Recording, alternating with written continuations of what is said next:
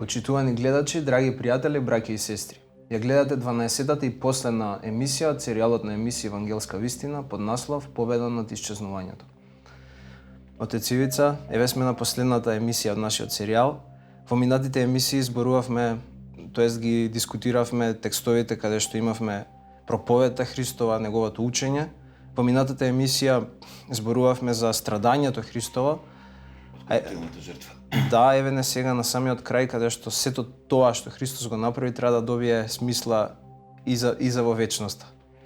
Така, значи, обидот наш низ овие 12 емисии да ја посведочиме евангелската вистина, за тој обид дали е успешен ќе најдобро ќе кажат оние што ги гледат овие емисии.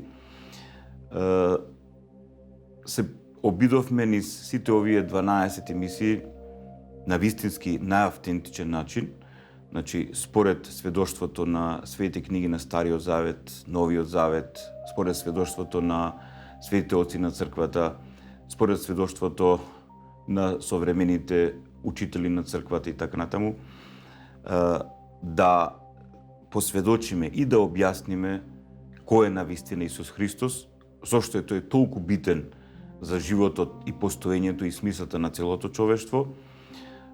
Се обидовме да проговориме за тоа на кој начин најздраво и највистински треба да разбереме евангелската христијанска духовност, на кој начин треба да го разбереме патот, процесот што води кон спасение, кон наше ослободување од злото, смртта, гревот. Но без оваа емисија, сето тоа ќе нема своја завршница, своја полнота, затоа што оваа емисија не случајно така ја насловивме Победа над исчезнувањето.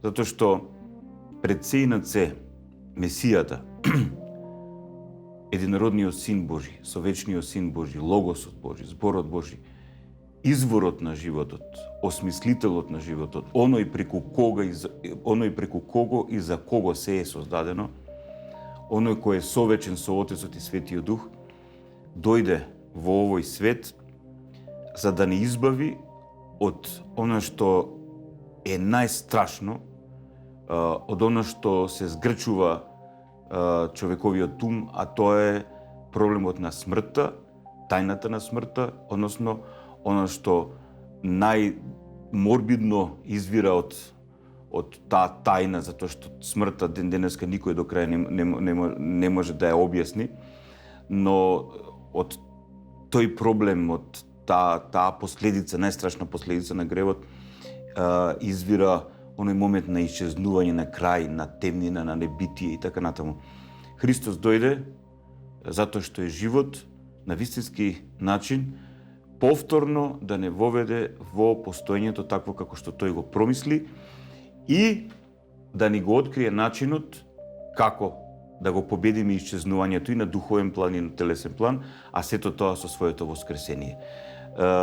Апостол Павле премудро, преточно кажува, ако Христос, Месијата, не воскресна, ако тој не ја победи смртта со својата смрт, ако тој со своето воскресение не му засведочи на целото човештво дека смртта е победена, дека човештвото има друга насока, друга смисла и така натаму, вели апостол Павле, тогаш празна е верата ваша. Значи, сето она што го говоривме во минатите 11 емисии, сето тоа е празно без оваа последна емисија. Победа над исчезнувањето. Така, ти благодарам, отец, за воведот. Сега традиционално одиме со преглед на текстот, а потоа продолжуваме со дискусијата.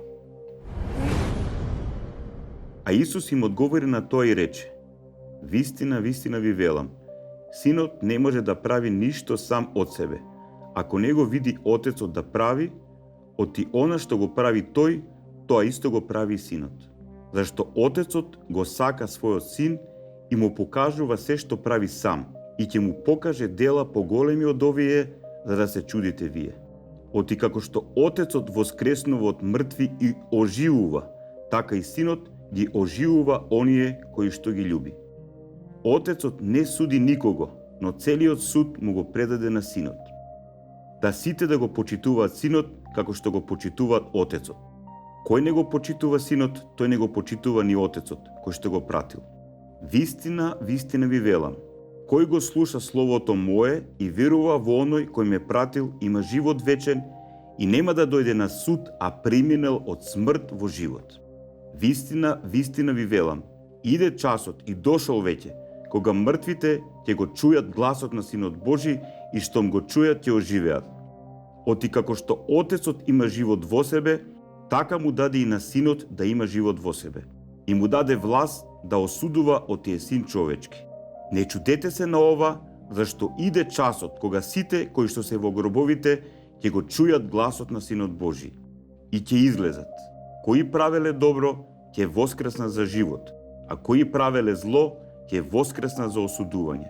Но јас ништо не можам да правам само од себе. Како што слушам, така и судам, и мојот суд е праведен, оти не ја барам волјата моја, а волјата на Отецот кој што ме пратил. Ако јас сведочам сам за себе, сведоштвото мое нема да биде вистинско. Но има друг што сведочи за мене, и знам дека е вистинско тоа сведоштво, со кое тој сведочи за мене.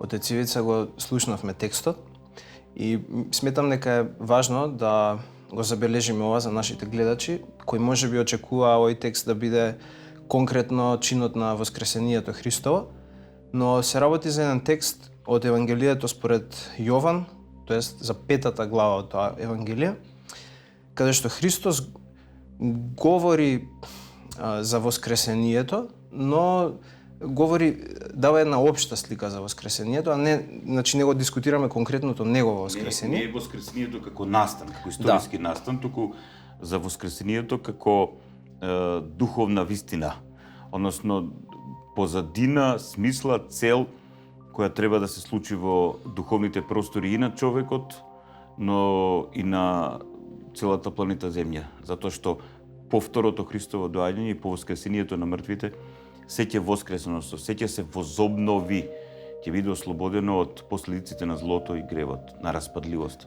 Така, тоест некако овој контекст на овој текст го ставаме во контекстот на Христовото воскресение, ама за да добие на целина, значи не само тој конкретен настан, туку што значи тоа и за луѓето. Сакав само да пред да почнеме да го дискутираме текстот, при припремањето за емисијата баш го зборувавме за Свети Григори Ниски и тој поставува во неговата книга за душата и за воскресението во еден диалог поставува едно прашање што е многу длабоко, би рекол за еден христијанин дури храбро, критично прашање. А тоа е дали грижата за животот е предизвикана поради стравот од смртта. И дали ние се надеваме на воскресението само поради страв или се надеваме поради некоја подлабока, повозвишена стреме што имаме во нас.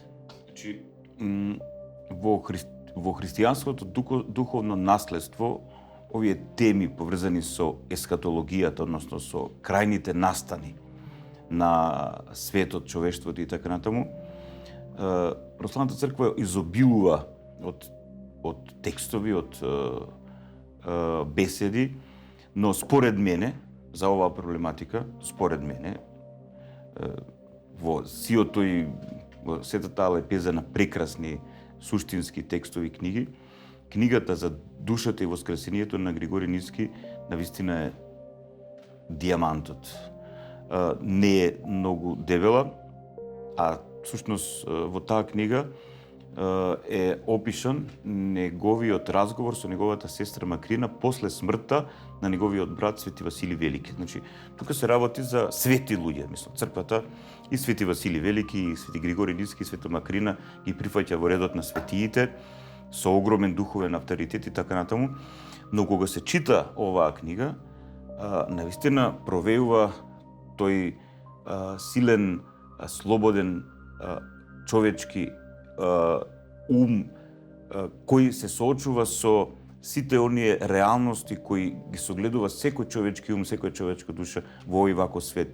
И не случајно Свети Григори Ниски баш и го отвара ова прашање. Дали всушност е битката за животот последица од стравот од смртта и така натаму, затоа што смртта навистина за многумина представува сериозен проблем кој не може да се одгатне. Значи, многу мудри луѓе од сите цивилизации, култури, религии говореле, пишувале за оваа проблематика, но никој со крајна увереност не може да посведочи што е смртта, дали смртта е крај, точка, значи преминување во небитие, значи просто исчезнуваме, или како што на пример имаме во поганскиот свет дека душата екзистира во некаква состојба без да се дефинира што тоа конкретно значи, или во хиндуизмот имаме самсара, значи реинкарнација, повторно воtelовување и така натаму и така. Значи има многу концепции. Сега еден таков богат ум, духовно, интелектуален на Свети Григорий Нивски го отвара ова прашање. Не е ли агонијата за животот само последица на стравот од смртта? Ако ја прелистаме светската историја, философија, ќе видиме дека во голема мерка Свети Григорий Нивски е во право. Значи, борбата за живот најчесто доаѓа од тамо што луѓето не знаат што всушност се соочуваат кога се соочуваат со смртта. И целата книга негова всушност е одговор на ова прашање: што е навистина смртта? И што навистина ние, значи не е само тоа некаков теолошко-филозофски текст, туку што навистина ние како христијани според тоа што Христос го направи за нас, очекуваме во смртта. Така, имам уште едно подпрашање и веќе ова ќе може да го поврземе и со таа есхатолошка димензија на текстот, тоа е со тоа што има после крајот, после смртта. А тоа прашање е, например, некој може да праша: а зошто вечен живот? Нели вечниот, ако вечноста е како овој живот, тоа е пекол. Зошто да го трпиме тој пекол? Зошто да не згасне животот за секогаш? Тоа е целата филозофија на материализмот и атеизмот. Значи, отпор кон постоењето. Затоа што кога не може да се одгатне на вистински начин проблематиката на смртта, нема решение и тогаш се лоцира во таа отсечка од раѓањето до смртта и се насочува на тој план. При што јас морам да признам дека во многу разговори со мои пријатели, познати и така натаму, со луѓе кои го посетуваат училиштето за животот во ведниот курс, духовни чеда и така натаму, легитимно, например, некои го поставуваат прашањето: а што е тоа вечен живот? А што би правеле ние во вечноста? Што се подразбира под вечност? Дали може и во таа вечност да го изгубиме постоењето? Дали постоењето ни се дава еднаш за секогаш, при што никој не може да ни го одземе? Значи, многу прашања се тука. Јас повторно би го цитирал Свети Григорий Нивски, кој вели дека надвор од Светото писмо, односно надвор од сите оние настани и вистини што Бог ни ги откри, ние не можеме да дадеме правилен одговор на сите овие прашања. Не можеме да дадеме правилен одговор. И затоа повторно се насочуваме кон Светото писмо, повторно се насочуваме кон она што Христос го говори, и не случајно го избрав овој текст кој денеска ќе го анализираме, затоа што овој текст, евангелски текст од Светото Евангелие според Јован, кој се чита на православен погреб. Значи, кога испраќаме православен христијанин од овој свет, ние, свештенослужителите, на опелото, на молитвата за оној кој заминува од овој свет, го читаме овој евангелски текст. Всушност, не случајно светите отци на црквата, кога го концепирале текстот на опелото и така натаму, го земале овој евангелски текст, затоа што овој евангелски текст ја го дава одговорот како тоа ние всушност започнуваме додека сме во тело да разбираме што значи тоа вечност. Кој е начинот, вистинскиот начин, клучот всушност, формулата која во нас започнува да ја открива вистината за тоа дека постои вечност и дека за таа вечност треба да се подготвуваме во овој ваков свет. Да. Пред да, мислам, затоа што во средината на текстот и при крајот се зборува конкретно за воскресението, Но почетокот на текстот Христос почнува да речеме еден вовед за таа негова власт да ги воскреснува оние кои ги сака, а тоа е дека тој всушност ништо не прави само од себе. И тука постојано ја гледаме таа поента во првите 5 стихови, од 19-тиот до 23-тиот стих, каде што Христос кажува како Синот не може да прави ништо само од себе ако не го види Отецот да прави. Или Отецот го сака својот син и му покажува се што прави сам. И тука постојано се нагласува таа, да речам, спрега помеѓу Отецот и Синот, дека всушност делувањето на Синот не е само од себе, не е независно од Отецот. Која е поентата на овој вовед Христов? Поентата е проблемот на тоа со која власт Христос воскреснува. Затоа што ние кога го читаме внимателно евангелскиот текст, има многу сведоштва за тоа како Христос воскреснува мртви. Конкретно најсуштинското е она воскреснувањето на Лазар и така натаму. Сега еврејските лидери, особено еврејските духовни лидери, народот, па и сите оние што живееле на тие простори на Јудеја, Самарија, Галилеја, се прашувале со која власт овој човек го прави тоа. Сепак тие го гледале Јешуа како човек. Рабин, многу интересен, многу невообичаен во однос на другите, со огромна сила, духовна мудрост и така, но кој е тој?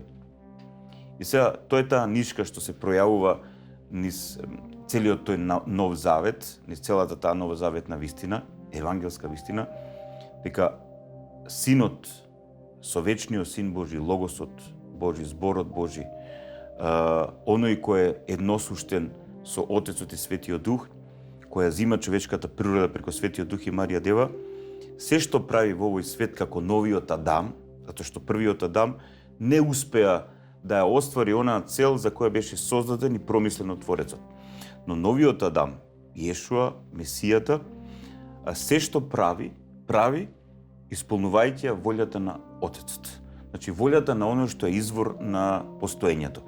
Затоа што кога некој ќе се изолира од Бог, од вистината, и акцентот ќе го стави на себе, тогаш најчесто тоа се лажни учители или манипуланти, или мора да и тоа прашање да го отворам, затоа што во давнината, па и ден денеска, постојат луѓе кои имат моќ, но таа моќ не доаѓа од Бог, туку доаѓа од сатаната, кои со моќи, со некои чудеса така натаму, ги збрлавуваат умовите на површните луѓе.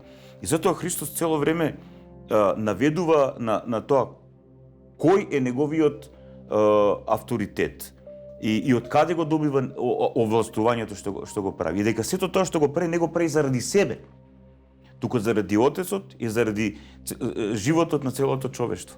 Значи, тој доаѓа во овој свет, како што говоревме во минатата емисија, откуп преку крст, да се предаде себе си за животот на светот. Животот доаѓа во овој свет да се предаде себе си, да влезе во сите пори на овој свет каде што смртта царува и предизвикува тлени, односно распадливост. Животот доаѓа во овој свет да повторно овој свет го приведе во состојба на нераспадливост, на нетление. Онаков свет како што Бог го создал и го промислил. И затоа тој секој негов аспект го поврзува со жртвена љубов. И затоа тука никаде тој не става акцент на себе си, туку цело време на небесниот Отец. Да, па дури молитвата Отче наш е кон небесниот Отец. Небесниот Отец. И на тајната вечера Христос ги кажува оние многу силни зборови, а животот вечен е тоа да те познаат тебе едниот вистински Бог и испратениот од тебе Исус Христос или Јешуа Месијата и така. И таму го нагласува она кога го моли Отецот, тоа е првосвештеничката молитва каде што вели за апостолите кога се моли за сите што поверувале да бидат едно како што сме јас и ти едно. Да. И тој момент морам и овој момент да го споделам. Во секојдневниот живот на христијаните, на православните христијани, некако како да е замаглен тој момент со Отецот. Значи, најчесто луѓето говорат за Христос, нешто за Светиот Дух и така натаму, или за Бог нешто така многу нејасно и така натаму, но ние кога, како православни христијани, кога говориме за Бог, за тој што е извор на животот, ние говориме за оној кој е Отец, извор на се што постои, царот на постоењето, нашиот небесен Отец, и за неговиот единороден Син, за Логосот Божи кој стана човек, Исус Христос, и за Светиот Дух. Бог е еден, единствено троичен, Отец, Син и Дух Свети. И тоа е изворот на животот. И кога ние го подразбираме Бог вака на овој начин, тогаш ние разбираме дека животот е љубов, а љубовта е живот и дека вечноста е живот во љубов и творештво и убавено. Да, со тоа ќе сакам да дадеме заклучок за емисијата, но да се навратиме на текстот. Сега ќе морам да ги прочитам овие 3 стихови. Ова е 21 стих. Оти како што Отецот воскреснува од мртви и оживува, така и Синот ги оживува оние кои што сака. Отецот не суди никого, но целиот суд му го предаде на Синот, да сите да го почитуваат Синот како што го почитуваат Отецот. Кој не го почитува Синот, тој не го почитува ни Отецот кој што го пратил. И тука во наредниот стих Христос зборува веќе конкретно за воскресението, но тоа зборува за првото воскресение. Така ќе објасним што Да. Ајде да ги прочитам уште тие. Вистина, вистина ви велам, кој го слуша словото мое и верува во оној кој ме пратил, има живот вечен и нема да дојде на суд, а преминал од смрт во живот. Вистина, вистина ви зборувам, иде часот и дошол веќе, кога мртвите ќе го чујат гласот на Синот Божи и штом ќе го чујат ќе оживеат. Да. Сега го спомнаме тој тоа, односно тој проблем, на тоа прашање на вечност и така натаму. Без ова прво воскресение, значи, луѓето не може да го разберат второто воскресение, односно победата над смртта, не може да го разберат ни Христовото воскресение, не може да разберат и зошто Христос воскреснал, не можат ни да разберат што подразбираме ние како христијани под вечност, под Царство Божие и така натаму. Само да појасниме што подразбираме под прво воскресение. Значи, под првото воскресение се подразбира покајанието. Значи, Христос вели, иде часот и дошол веќе. Значи, целата негова месијанска служба во овој свет е служба или сведоштво или потикнување на покаяние. Самиот збор воскресение настаси значи да станеш, нешто да се подигни така натаму. И сега Христос вели дека целта на првото или духовното воскресение или на покаянието луѓето да станат, да се ослободат од состојбата на заробеност на умот. Значи во минатата емисија говоревме за тој отпаднат, озлобен, огреовен менталитет, начин на мислење кој е плод на паднатоста.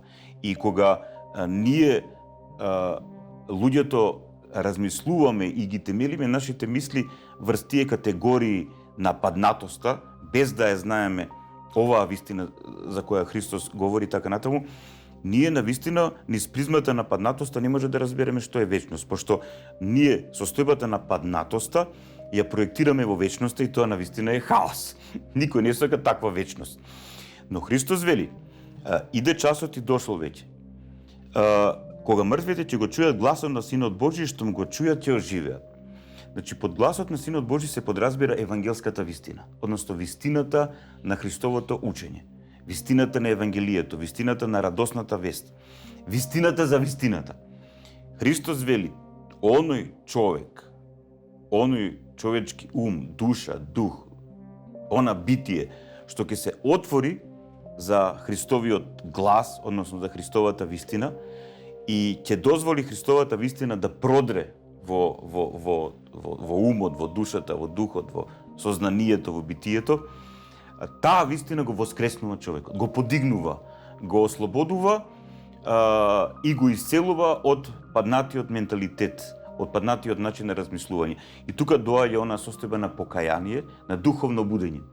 Значи, кога човек духовно ќе се разбуди, тоа е првото воскресение, духовно ќе се подигне, кога човек ќе почне полека да ги надминува тие концепции на доживување и вреднување и согледување на животот само низ призмата на паднатоста, туку полека преку силата на Светиот Дух во Христовата вистина, ќе почне духовно да се формира, тогаш во умот, духот, сознанието и животот на таквиот човек веќе почнува да се доживува од блесокот на вечноста на Царството Божие. Тоа е најдобро, го гледаме кај светителите во нивниот живот. Ние гледаме, например, луѓе кои биле сериозни грешници, кои биле духовни мртовци, но кога го слушнале Христовиот глас, односно ја примиле Христовата вистина, се соочиле со евангелската вистина, со вистината за постоењето таква како што таа е, тогаш тие доживувале внатрешна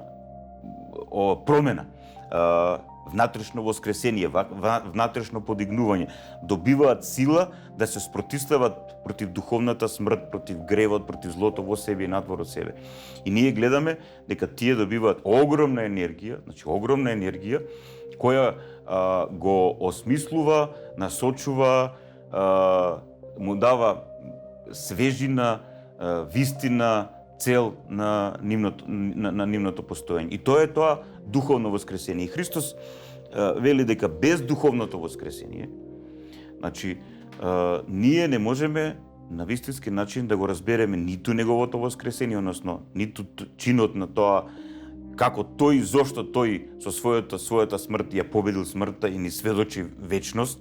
Јас познавам многу луѓе кои разговараме за Христовото воскресение, конкретно Великден и така натаму, многу ми викат, добро, Христос воскресна, што сега со тоа?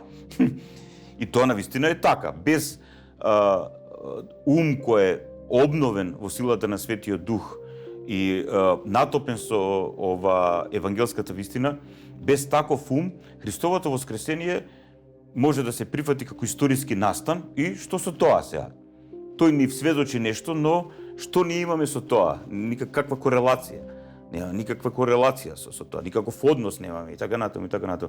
И затоа не случајно, ќе повторам, не случајно отците на црквата го благословили и промислили овој текст од Евангелието според Јован од 5 глава да се чита на православен погреб, на православен христијански погреб. Значи, затоа што тука е дадена формулата на вистинскиот православен христијански духовен спасителен живот. Без првото воскресение, значи без покајанието, без сериозното духовно будење, без сериозното доживување за тоа кој е Христос, без сериозното доживување за тоа дека преку него на вистински начин разбираме кој е изворот на постоењето нашиот небесен Отец преку силата на Светиот Дух. Без сето тоа, ние не можеме да разбереме на вистина зашто Христос воскресна. Нит можеме да разбереме тајната на вечност или повикот за вечност или повикот постоење. Без ова духовно прво воскресение, односно без духовното будење, без покајанието. И затоа без покајанието нема христијански духовен живот. Без покајанието може да се нарекуваме христијани, може да се нарекуваме што сакаме и така натаму, но без првото воскресение ние ќе имаме учество во второто воскресение, во воскресението на нашите тела, затоа што Христос еднаш дојде како јагне Божјо, на крстот не откупи, со своето воскресение посведочи дека смртта е победена, но на крајот на овој вако свет, со неговото второ доаѓање, тогаш ќе настапи општото воскресение, односно воскресението на сите. Сите ќе бидат оживеани, односно од распадливост ќе бидат повратени во нераспадливост, но не сите ќе бидат воскреснати за живот, за вечен живот. Да, тоа е всушност следи во текстот. Само би сакал да го нагласам и овој следен стих пред да дискутираме за второто воскресение, тоа е за судот. А тој вели, оти како што Отецот има живот во себе, така му даде и на Синот да има живот во себе. И сакам само да направиме паралела, случајно излезе со првата емисија за почетокот, каде што ја обработувавме првата глава.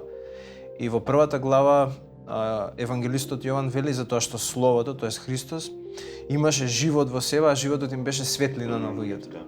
И тука и всушност ова воскресение од живот, од смрт во живот, се како што спомна дека луѓето преку таа евангелска вистина се будат од смрт во живот, дека всушност тој живот е самиот Христос.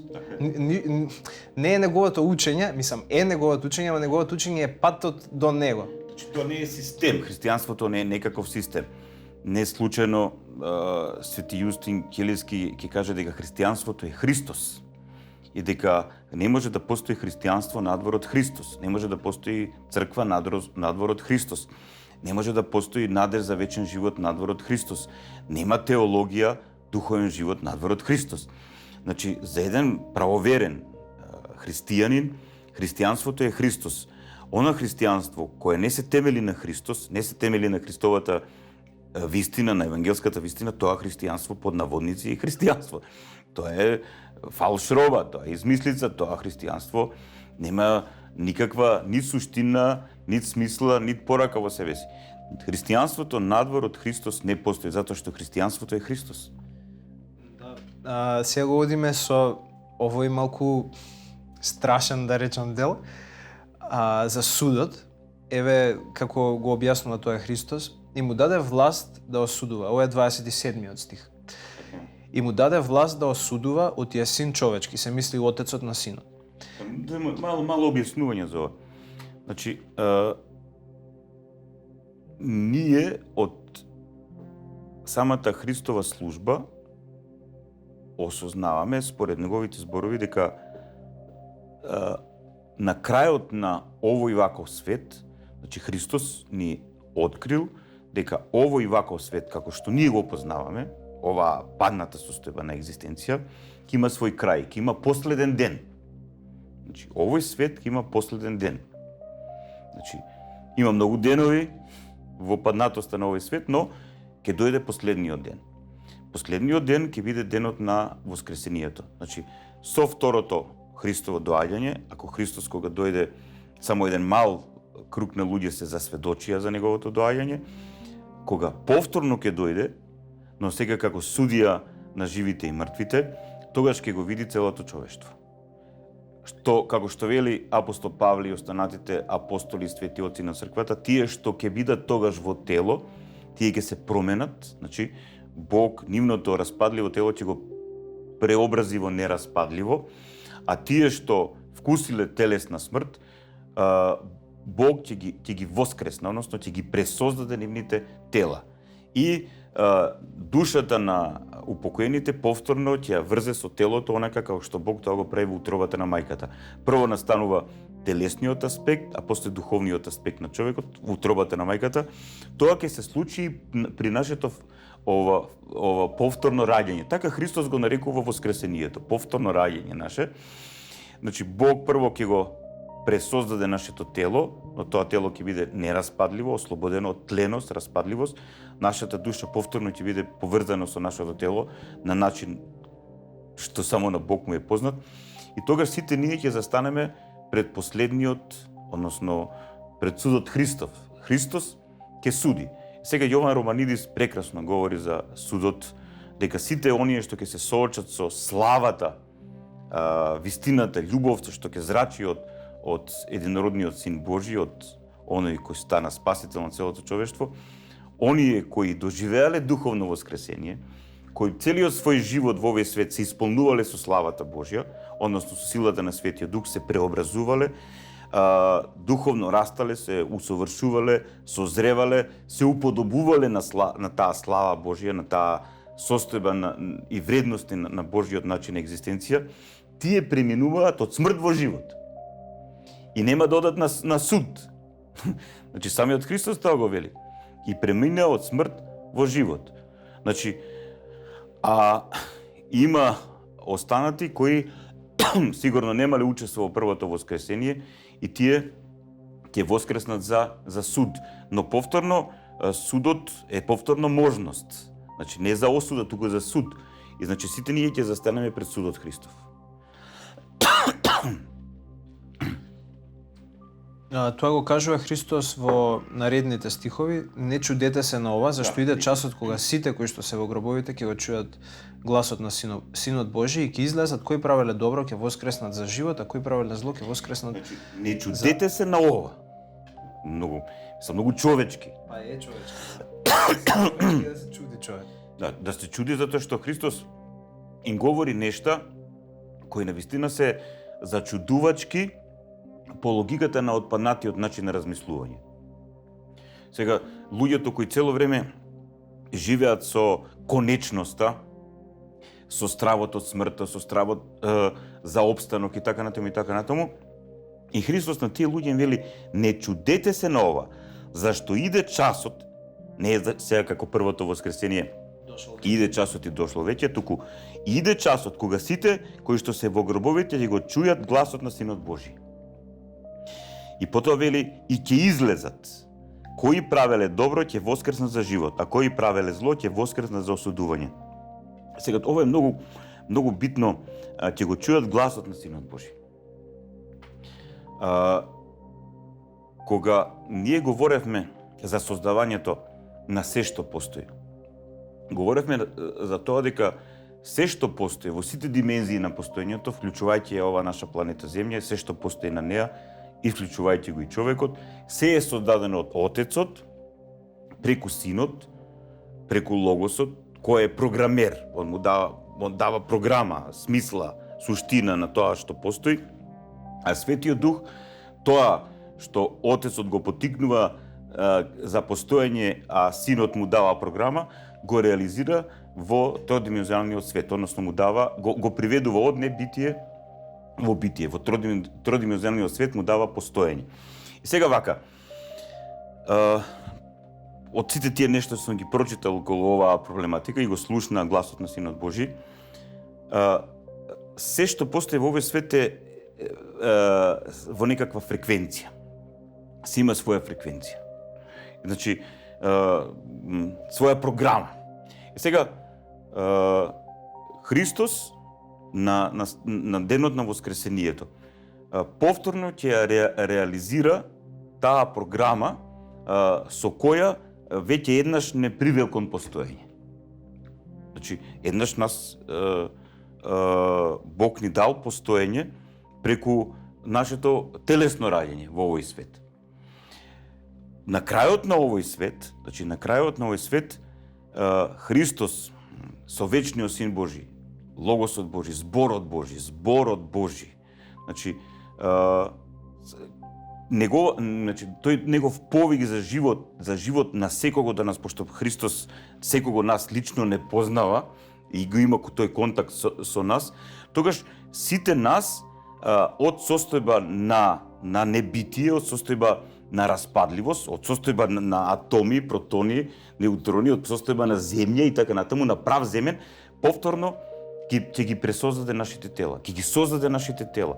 И како што светите оци на црквата велат, воскресението ќе се случи при воскресението, при повторното пресоздавање на нашите тела, нивното ослободување од распадливост, нераспадливост, возраста која ќе ја имаме тогаш, ќе биде на 33 години, затоа што тоа е најоптималната возраст, полнотата на возраста, формирање на човекот на духовно, душевен и телесен план. И според тоа, сите ќе воскреснат на 33 години, значи по таа возраст своја, и сите ќе бидат ослободени, тоа е многу интересен момент, сите ќе бидат ослободени од сите последици од паднатоста, генетика, така натаму и така натаму. Се она што е деформирано кај нас, сето тоа ќе биде ослободено од нашата тогашна воскресната човечка природа, ослободена од тление. Мислам, навистина, а колку може ова со зборови да се пренесе, тоа е тоа. И тоа е, ќе го чујат гласот на Синот Божи, ќе излезат.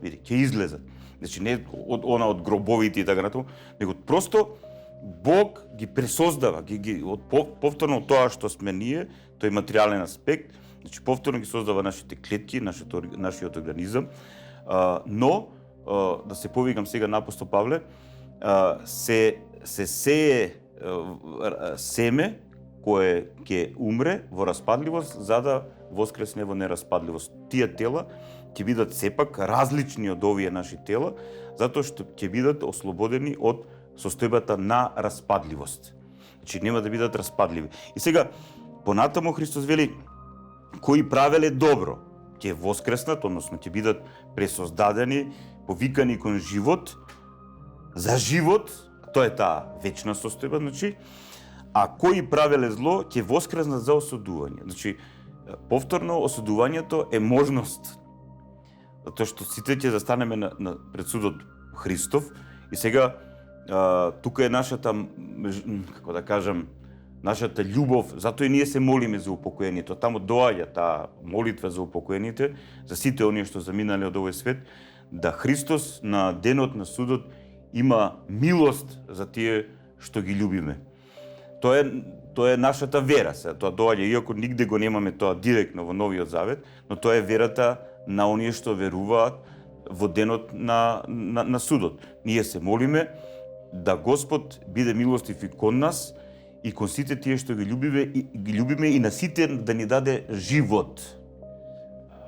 Да, отец, ова, мислам, мора да признаеме дека ова е многу сложена тема и дури е абстрактна, умот не може да замисли како ќе изгледа тој настан и како Бог промисел да изгледа тој настан, но јас сакав да те прашам колку човек, затоа што кога ќе слушне човек суд, одма се активира некој револт кај човекот. И сега да те прашам, и некој може да рече во стилот на она што го вика Свети Григорий Ниски, дали нагонот за живот е страф од смртта, некој може да праша дали љубовта, тоест стремежот за љубов кон Бога е страф од суд. И исто времено сакам да те прашам, дали треба да се плашиме ние од судот? И како треба да го доживуваме судот и воскресението и она што ќе биде после? Дали треба да се оптоваруваме со тоа што ќе биде после, или треба едноставно да веруваме во Христос и да се надеваме едноставно на Него и да го љубиме, Значи, вака, на наједноставен начин, а не заради некаков страф од суд или грижа за суд? според мене, ова што го говори Христос има во себе си сериозна логика. Што говори тој? Има негови ученици кои ќе преминат од смрт во живот. Че нема суд. За таквите нема суд. Значи, од смрт во живот. Значи, по воскресението, Бог ги воведува во живот, затоа што додека биле во овој свет, тие ја оствариле вечноста. И тие преминуваат во смрт во живот. Но има други поединци, личности, кои во овој живот се однесувале така како што се однесувале. И многу е логично да има суд. Секој да одговара за своите дела или за своите недела и така натаму. Најчесто ние одговараме за своите недела, не за своите дела. И ја не гледам ништо нелогично во тоа. Не гледам ништо нелогично во тоа. Иако, ако влеземе во длабината на евангелската вистина, Христос на крстот не откупува. Во крштевањето ние добиваме прошка. Во исповета добиваме прошка. Во нашето причестување со Христос, со неговото тело и крв, ние се причестуваме за прошка на гревовите и живот вечен. Значи, целиот живот во црквата, во црковната заедница е прошка, милост, љубов. И во таа прошка, во таа милост, во таа љубов, ние се подготвуваме за живот. Но, сигурно има некои луѓе кои не ги прифаќаат овие дарови на милост, на прошка, на љубов и така натаму. И тие одлучуваат да живеат така како што одлучиле. Но, најчесто велиме, секој избор е и одговорност. Значи, секој со својот избор има и одговорност. Така да, најлогично е да излеземе на суд, доколку некои недела на некои луѓе во овој свет особено предизвикале сериозна болка, страдање и во животите на останатите луѓе, и во постоењето на оваа планета Земја, или кон самите себе си нанале болка и така натаму, страдање, неправда. Логично е тоа што вика Христос. Некои ќе воскреснат за живот, други ќе воскреснат за суд. За суд. Некои ќе поминат на судот, некои нема да поминат на судот. Ние тоа убаво го читаме во 25-та глава во Евангелието според Матеј, кога Христос и дури вели кој ќе биде критериумот како си се однесувал кон овој мој мал, дали си покажал љубов, милост и така натаму. Потоа тој во откровението, во таа визија на Јован Богослов му открива дека втората смрт, значи првата смрт е оваа телесна, втората смрт е вечната оддалеченост од Бог, односно неможноста да партиципираш, да учествуваш во Божиот начин на постоење, во неговото царство, во тој вечен начин на екзистенција. И Христос вели дека тие ќе бидат фрлени во огнено езеро, што тоа значи, тоа е исто така една многу сериозна тема. Дали е тоа исчезнување, не исчезнување, вели Христос ќе се мачат вечно, значи тоа се многу имаш право ескатологијата.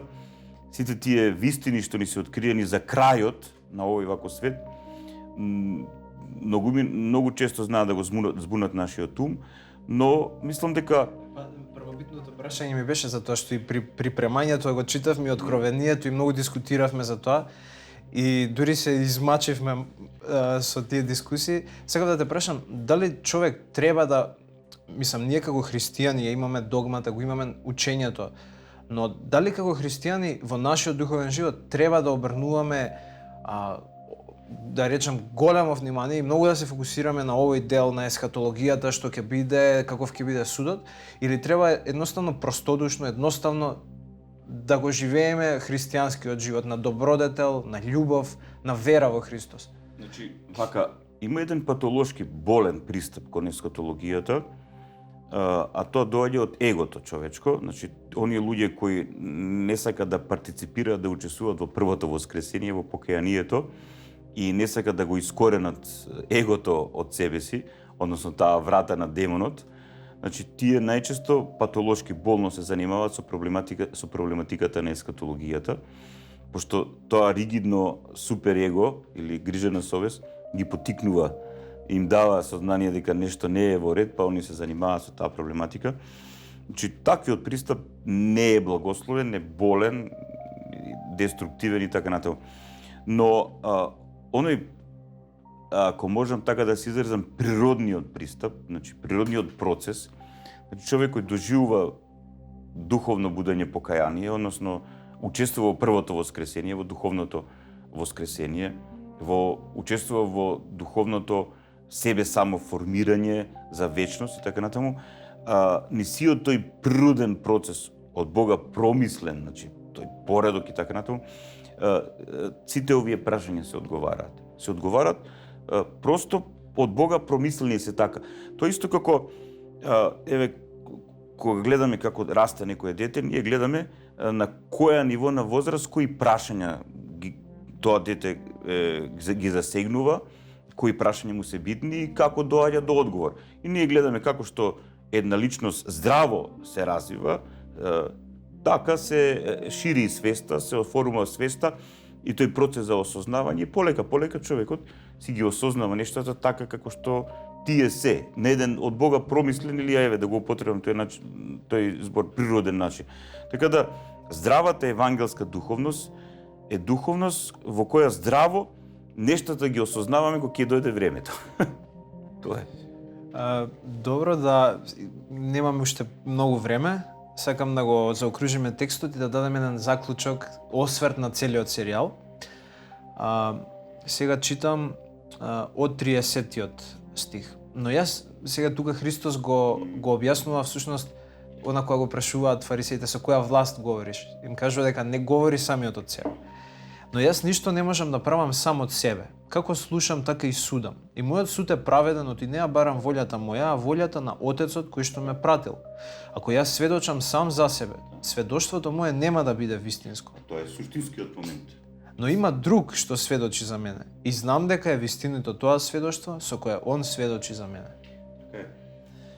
Ова е клучкиот момент околу авторитетот, кога говориме за сите овие теми, за смислата на животот, за победата над смртта и така натаму, најчесто луѓето кои прв пат слушаат го поставуваат прашањето: од кај сте вие сигурни дека тоа е вистина? Легитимно. Да, легитимно, апсолутно легитимно. Или од кај сте вие сигурни дека навистина тој Јешуа, тој рабин од Галилеја е Месијата, односно оној за кого говорат пророците, и дека тој сето тоа што го направил е оној суштински момент кој го решава проблемот на злото, на гревот, на смрт и така натаму и така натаму. Суштинско прашање, легитимно прашање, затоа Христос вели: ако јас сведочам за себе, сведоштвото мое нема да биде вистинско. И ако ние говориме од себе, значи тоа може да биде филозофија некоја наша, некоја интерпретација, предпоставка и така натаму и така натаму. Но ако сериозно влеземе во сето она што Христос ни го открил, пророците го откриле, апостолите, светите оци, и одиме подлабоко во суштината на пораката, ние ќе дојдеме до Небесниот Отец, до Творецот, до Бог, до тој што е таков како што е, безпочетниот. И ние гледаме дека се што прави Христос, го прави во негово име и се повикува на него, а Небесниот Отец два пати конкретно засведочува: ово е мојот возлюбен син, кој е по моја волја, не го послушајте го. Значи, не го послушајте го, затоа што тоа што тој ви го говори од мене, затоа што вистината, таква како што е, ја имат и Отецот, и Синот, и Светиот Дух, затоа што Бог е еден и единствен и троичен. Кога Христос вели: јас и Отецот едно сме, со тоа Христос не вели дека Отецот и Синот се исто, туку едно се во едната природа божествена, во суштината на божествената природа, едно се во вечноста, Отецот, Синот и Светиот Дух, едно се во вистината, затоа што тие се тие што се извор на секое постоење. И затоа Христос вели: ако јас сведочам сам за себе, сведоштвото мое нема да биде вистинско. Христос цело време се повикува на Небесниот Отец, а Светиот Дух, значи, со својата пројава го засведочува оној кој дојде во овој свет да биде наш Спасител. Затоа што без делувањето на Светиот Дух, без силата на Светиот Дух, ние не можеме да разбереме кој е Христос. Без тоа што Христос ни го открил, ние не може да разбереме кој е нашиот Небесен Отец. Повторно гледаш колку се тие нешта поврзани, колку се суштински, затоа што скоро во секоја емисија ние говориме за ова. Затоа што темелот на нашата вера се Отецот, Синот и Светиот Дух. Затоа што темелот на нашата вера, темелот на нашиот живот, темелот на вистината, темелот на вечноста се Отецот, Синот и Светиот Дух.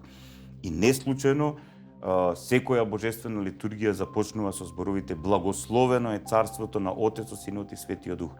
Надвор од оваа вистина на троединиот Бог, на Отецот, Синот и Светиот Дух, нема вистина. Така, ти благодарам, Отец, за ово објаснување за текстот. И сега би ти поставил едно слободно прашање. Тоест, веќе завршуваме така. Да, ова е полутематско, полулично прашање. Кажи ми, која е, од твоја перспектива, кој е почетокот, патот и крајот, ако има крај, или новиот почеток, на христијанскиот духовен живот? Значи, христијанскиот духовен живот има свој почеток со духовното воскресение, со покаянието, а нема крај. Затоа што самиот христијански, правоверен, православен, евангелски духовен живот е живот, а не смрт. А животот е живот, животот е постоење, а не крај. И затоа вистинската духовност, вистинскиот здрав духовен живот е исполнет со живот, му дава смисла на животот, шири живот, значи го одржува животот и му дава убавина на животот. Затоа што вистинскиот здрав духовен живот е тесно врзан со љубовта, со вистината и убавината. Значи, тие нешто со хармонијата, како сакаш, мислам, тоа се тие елементи, со творештвото исто така. Пошто сите тие нешта се дел од мозаикот на вечноста. Значи, вечноста, Царството Божјо е љубов, затоа што е живот, затоа што е убавина, затоа што е бескрај, затоа што е творештво, затоа што е неограничено, затоа што е ширина, затоа што е нешто што во себе си има таква длабочина и таква височина, таква суштина што може да не одржува во вечни димензии. Тоа е духовниот христијански живот и без тоа, значи го говоревме во секоја од овие 12 емисии, без тоа нема мотив да се живее во овој свет, а камоли христијански духовен живот. Да, и бидејќи вчера, баш кога се подготвувавме, во еден наврат зборувавме за тоа која е суштината на светот и отидовме во различни дигресии. И во еден момент заклучивме дека всушност се тоа што го наведе сега сите овие стремежи на човек, заклучивме дека тие се неразделно поврзани со личноста на Христос и дека нашиот однос во верата не е никако безличен и сеопшто кој е врзан со Христос како личност, како реална личност. Затоа што Христос и во Христос, значи ние разбираме што е навистина душа, што е навистина дух, што е навистина тело, што е навистина распадливост, што е навистина нераспадливост, што е навистина симнување, неговото симнување во адот, например. Значи, таа димензија, значи Христос, еве тоа го имаме изобразено и на православната икона на Христовото воскресение. Значи, иконописците ја сликато на вистина за Христовото симнување во адот. Значи, тој додека е со своето тело во гробот, значи, петок сабота, тој со својата божествена природа и човечка душа се симнува во адот, во шеолот и ги извлекува сите оние кои биле во адот, во шеолот, како тоа е елинска, еврејска терминологија, што тоа значи, например, тоа е една цела емисија, еве и понатаму ќе правиме и конкретни такви теми. Многу интересно што кога Христос им подава рака на Адам и на Ева, а тоа е символично подавање рака на целото човештво, тој ги извлекува од гроб. Значи тука ова представа има во себе си два момента кои се битни. Значи значи Христос ги ослободува оние кои биле во адот, но и ќе дојде денот, последниот ден на овој свет, кога ќе не ослободи, кога ќе го ослободи целото човештво, односно сите потомци на Адам и Ева од распадливоста, од смртта, од гробот.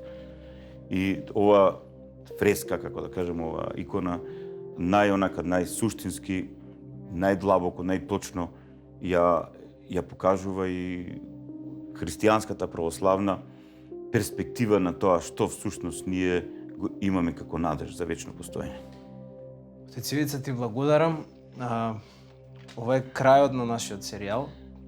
Вака си јас ти благодарам те, брат Ведран, му благодарам на братот Тијан, на сестра Ива, на братот Симе и на сите оние кои помогна, сите членови и симпатизери на дома, на движењето за организирана духовна обнова на Македонија, што помогна овој проект Евангелска вистина во 12 емисии да биде спроведен. То пред се над се му благодарам на Бога, на Отецот, Синот и Светиот Дух, што не потикна, што не водеше, што не благословуваше да дојдеме и до овој момент. Ова е крајот на емисијата и на серијалот, почитувани гледачи. Повторно ќе кажам, ова е крајот на серијалот, но се надеваме дека ви пруживме колку толку објаснување за овие текстови, иако имаат бескрајно потенцијал да се објаснуваат, па можеби поподробно во некој следен серијал. Ви благодарам уште еднаш.